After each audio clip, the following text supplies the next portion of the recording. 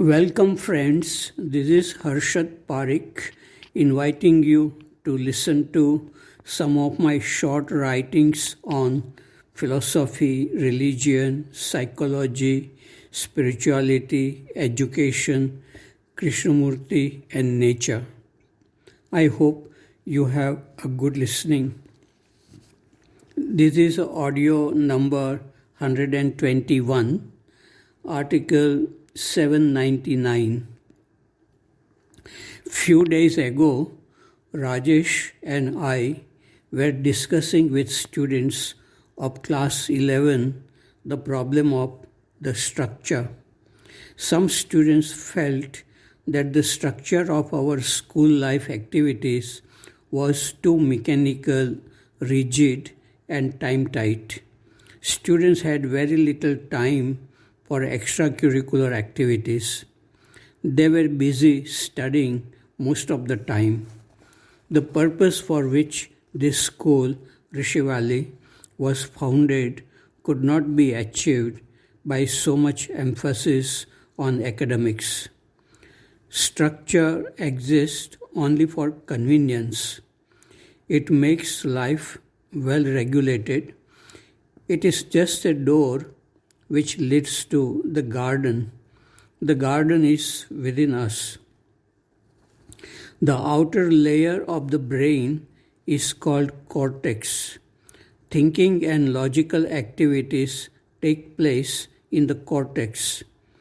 At the center of the brain is thalamus, where feelings, instincts, and intelligence operate. The garden is there. Logical, intellectual discussions touch only the outer layers of the brain. True transformation must occur at the center of the brain. Schools, offices, political and religious organizations are outer structures. Ideas, ideals, images, conditionings are the inner structures. Both these structures prevent us from observing clearly what is unfolding within our mind. This was written in my diary dated December 28, 1982. Article number 800. Love is more important than people we love. People whom we love may go away from us. They may get attracted to others or they die. But love remains with us and it can be shared with anyone who comes close to us, physically or mentally. It can even be shared with people unknown to us and even to birds and animals. This kind of love is very rare because it comes from freedom and wisdom. Article number 801. Imagine ourselves walking on a tight rope. If we fall on the left side, there is pain. If we fall on the right side, there is pleasure. But if we walk on the rope in balance without falling, there is happiness. In pleasure and pain, we fall. Pleasure becomes pain and vice versa. Happiness is a byproduct of living a balanced life. Article number 802. In 1980s, a friend had a strong desire to listen to Krishnamurti in Mumbai. But the fear of traveling alone from Bhavnagar to Mumbai prevented him going to Mumbai. He had never traveled outside Bhavnagar. After Krishnamurti's death, he had a strong desire to visit Rishi Valley, where Krishnamurti was coming every year. At one time, he even booked his train ticket for Bangalore, but Because of the fear of traveling alone, he cancelled the ticket. Recently, he booked again the train ticket for Bangalore. He was again going to cancel the ticket, but one of his friends encouraged or pushed him to travel. So he made a long journey from Bhavnagar to Rishi Valley by bus, train, and another bus. The journey was tiring and full of anxiety for 2 days. To travel alone in old age with a weakened body and mind is a great challenge. He is happy that his desire is fulfilled. But to be free from fear and desire is extremely difficult. For that, one has to take a journey to the source from where fear and desire come into existence.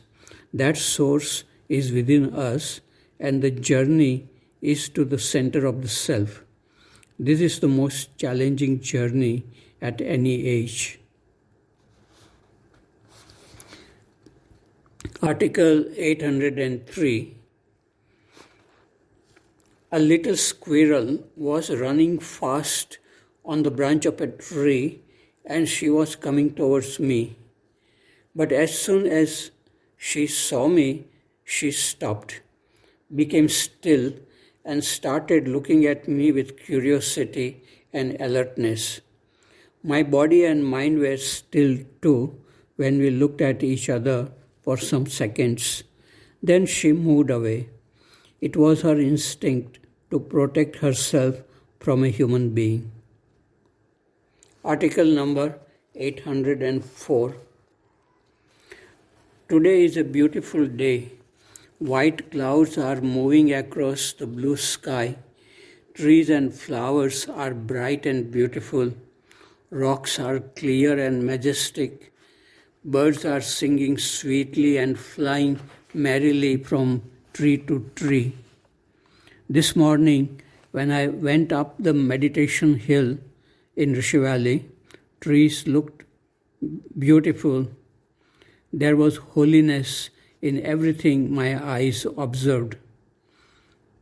We had a dialogue with students of class 8. Rajesh started the dialogue.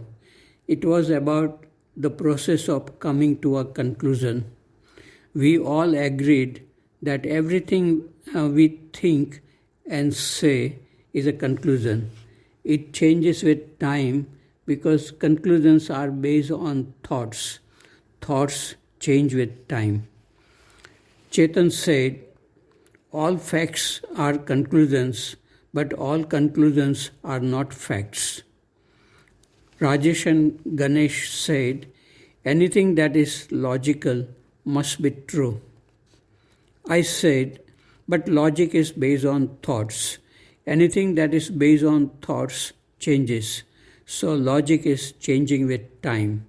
Logic is not true. Rajesh said, when we come into contact with the process of forming conclusions, conclusions drop. Jeff, Jocelyn, and some students objected. They said that Rajesh's statement was a conclusion. Rajesh said, no, this is a fact, not a conclusion. He asked me if that was a fact. I said, we don't carry conclusions with us all the time. Everything is in flux. Conclusions come and go as thoughts come and go. When we come into contact with thoughts, conclusions drop. Then we are in touch with what is without naming it. The dialogue became more intellectual and confusing. When it ended, there was a feeling that it did not help us much. A student came and sat in front of me in the dining hall. I was eating alone and the boys had finished dinner. She came to give me a company. There was a healthy smile on her face. She said, I am unhappy. I was excited to go home for the summer holidays a few weeks ago, but now I am afraid to go home for the holidays. I said, maybe because you will feel lonely in your home. Please occupy yourself with some work and do not think too much about your problems. If you have good feelings for people, aloneness is a blessing. You can keep yourself young and healthy by thinking good thoughts, read, write, meditate, listen to music, remember your friends, etc. These are helpful in keeping you fresh. If you keep on thinking about your problems, you will get tired. Her problems are either imaginary or she is worried about something which she is unable to talk. Sometimes she contradicts herself and she is confused. Her best friend is Nima, not her real name, but that does not fill her heart with happiness. She does not know anyone with whom she can open her mind and heart and feel relieved. This was written in my diary dated March 15, 1981. A little girl of junior school, article number 805. A little girl of junior school was smiling shyly during morning assembly. She was sitting next to the music teacher, and the music teacher smiled too every now and then. It seemed that they were happy and communicating with each other non-verbally. Seeing them smiling made me happy too.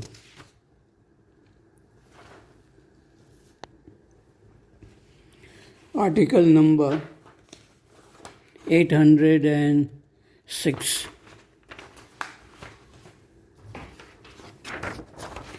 After the music performance, I was going back to my room. On the way, under a street light, I saw two frogs mating with tremendous involvement, their bodies contracting and expanding. The world did not exist for them. This went on for some minutes. I came back to my room and then went out again for dinner. On the way, I saw these frogs again. They were still together but were crushed to death by a vehicle. I felt very sorry for them. Their bodies were being eaten up by ants. Love and death are around us in nature.